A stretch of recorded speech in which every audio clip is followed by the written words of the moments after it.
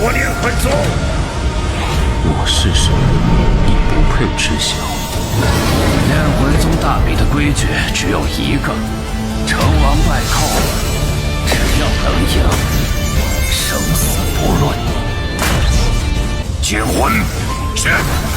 当年我也是被他姓王的逼迫的，我对他可是恨之入骨啊！在仙逆的85集剧情中，亡灵冲破封印，进入炼魂宗恢复修为。柳眉悄悄跟来，想要吞噬亡灵。亡灵被封印修为成为凡人后，被一群山贼欺负得太惨了。只不过当亡灵被关入水牢中，却意外在水牢中恢复了一些修为，当即便宰了山贼首领和打断他手脚的刀疤汉子。在火云寨的水牢中经历生死考验后，亡灵体内的茶之意境痕迹消散了1/10，困扰他许久的封印也随之松动，修为逐渐恢复到筑基初期。这一变化让他能够勉强催动储物袋中的法宝，再加上纹兽的守护，面对普通修士时总算有了自保之力。但此前吞服仙玉已达身体承受极限，继续使用只会被磅礴仙力反噬。当务之急是找到灵力充裕之地闭关修炼，争取在9年内恢复巅峰状态。亡灵骑上纹兽俯瞰火云寨，想起被山贼折磨的屈辱经历，眼中闪过一丝冷意。诛杀魁梧寨主和刀疤汉子后，积压多时的恶气总算排解大半。他轻拍纹兽头颅，庞然大物立刻振翅腾空，却因速度太快，让筑基期的亡灵有些吃不消，只好委屈地放慢飞行节奏。通过地图预检，亡灵锁定了南方的毗卢国炼魂宗。作为朱雀大陆5级修真国的3大宗派之一，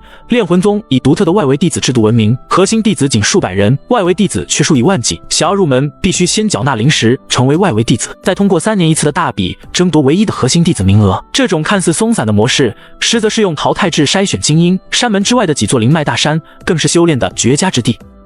7日后，亡灵在千里外收起纹兽，换成普通飞剑，接近炼魂宗。距离山门还有几十里时，一道柔和的护山仙阵挡住去路。就在他准备寻找入口时，一道紫红光芒呼啸而至，化作面容奇特的红发老者。亡灵立刻收敛气息，装出恭敬的散修模样，声称想成为外围弟子。老者打量着亡灵脸上的疤痕，以收徒时间已过为由拒绝。亡灵心中暗忖，不动声色地取出珍藏的飞剑作为见面礼。老者接过锦盒，眼中闪过惊喜，却仍故作镇定地盘问来历。亡灵凭借500年修道经验，将杜撰的护法经历说得半真半假，成功打消了老者的疑虑。在老者的带领下，亡灵穿过护山阵，来到外围弟子所在的灵脉山峰。红发老者喊出负责登记的常大伟，一番寒暄后，亡灵以青木之名获得了第1090号洞府的居住资格。缴纳2块中品灵石时，他故意露出肉痛的表情，完美扮演了散修弟子的拮据模样。常大伟懒散地提醒他，外围弟子中筑基期修士不在少数，即将到来的6月大比才是真正的考验。目送中年男子离开后，亡灵握紧手中的黑色令牌，望向远处云雾缭绕的炼魂宗内门。这里的灵力浓度远超外界，正是他冲击结丹的理想之地。与此同时，50里外的山崖上，柳眉手中的玉简突然泛起青芒。这枚由朱雀老祖特制的玉简能够感应100里内特定修士的气息。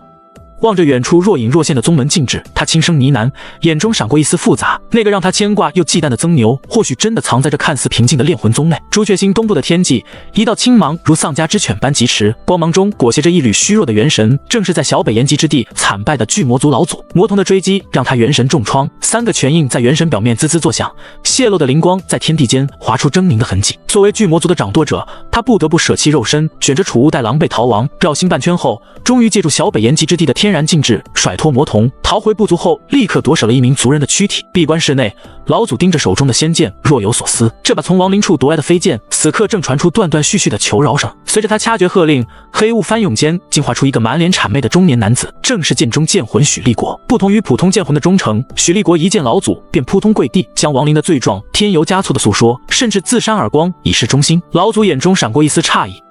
他从未见过如此识时务的剑魂，试探性的施加一道封印，却发现许立国只喊痛，却未被真正束缚。这种奇特的反应让他既困惑又惊喜。他哪里知道，这个看似卑躬屈膝的剑魂，实则是个千年老魔。所谓的万魔穿心誓言，在许立国心中不过是拖延时间的权宜之计。老祖最终决定留下这道奇特的剑魂，却不知自己早已落入许立国的算计。只要等到亡灵前来，这把仙剑便会成为反戈一击的关键。与此同时，朱雀星南部的炼魂宗内，一道身影正盘坐在1090号洞府的石床上。亡灵望着四周皲裂的墙壁，眼中闪过一丝无奈。自从用极品灵石布置聚灵阵后，浓郁的灵力让这间普通石室不堪重负，石床早已布满蛛网般的裂痕。过去1个月，他几乎榨干了2块极品灵石，修为从筑基初期飙升至中期巅峰，可体内的茶之意境封印却如顽石般难以撼动，甚至随着灵力增长而愈发坚固，还是太慢了。亡灵轻叹一声，指尖掐诀修复了墙壁的裂痕。他清楚极品灵石储量有限，储物袋中仅剩不到15枚，如此消耗下去绝非长久之计。走出洞府，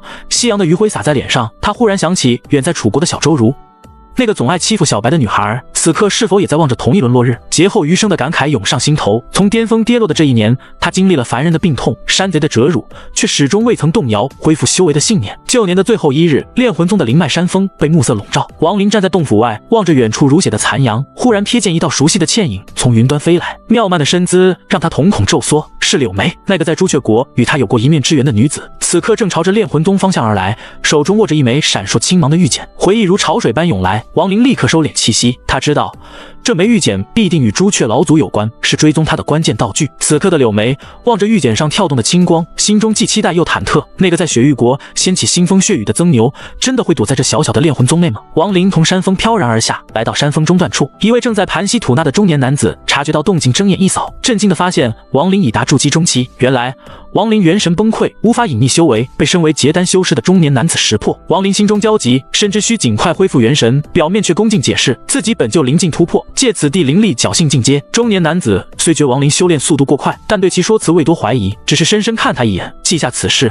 随后询问来意。王林抱拳，表明想换灵力更充沛的洞府。中年男子皱眉劝诫，修道切忌贪快，否则道基不牢难结丹。王林稍作沉默，仍坚持请求。男子见他执着，便告知换房需加一块中品灵石。王林面露苦笑，心疼地掏出灵石交给男子。男子收走王林原本的令牌，又递给他一块，称房号越小灵力越充足。王林接过，见令牌上写着803，道谢后转身离开。王林走后，中年男子越想越觉得事有蹊跷，化作长虹直奔1090洞府。他在洞府内仔细查看，却毫无异样，不禁疑惑，难道真是自己多疑？王林本就该突破，所以修炼如此之快。思索片刻后，男子走出洞府，决定日后多留意这个叫青木的人。王林拿着令牌，顺着山峰向上飞，找到803洞府。此洞府与1090号相仿，地面有个结构复杂，乍看满是重影的小型阵法，立刻吸引了王林的目光。一番研究后，他看出这是个被刻意设计的不易看穿的简单聚灵阵。聚灵阵能凝聚灵力，可必须布置在灵眼上才能发挥最大效用。而此地并非真正灵眼，是一处迁移来的伪灵眼。虽因意境与封印受伤，修为受损，但王林毕竟是有500年阅历的化神修士，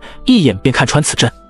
要知道，结丹修士极少有人能看出此阵端倪，元婴修士也仅能看出些痕迹，想完全看透更是难如登天。况且这阵法还有诸多迷惑人心的多余结构，增加了破解难度。毕竟炼魂宗将山峰视为外围弟子洞府，暗中必然做了手脚，只是想不到会有化神修士在此修炼。王林右手在阵法上拨动，发现阵眼处还有个更复杂的阵法，猜测这便是制造伪灵眼的关键。他将阵法恢复原状，在洞壁打出禁制，拿出3块极品灵石，开始吐纳修炼。此地灵力本就比1090洞府浓郁数倍，加上聚灵阵和伪阵眼，又有极品灵石辅助，灵力浓郁程度令元婴期修士见了都想抢夺在此修炼，因为修炼速度将大幅提升。王林沉浸吐纳，忘却时间，灵力浓郁到一定程度，凝结成淡蓝色灵霜。803洞府地面泛着蓝芒，王林身上也覆满灵霜，只是他面部茶形疤痕依旧狰狞。在王林体内，灵力慢慢积累，可察之意境与封印却在浓郁灵力作用下愈发坚固。时间匆匆，2个月过去，王林几乎一动不动的修炼达到筑基后期，但距离筑基大圆满仍有差距，3块极品灵石也耗尽了，这让他心疼，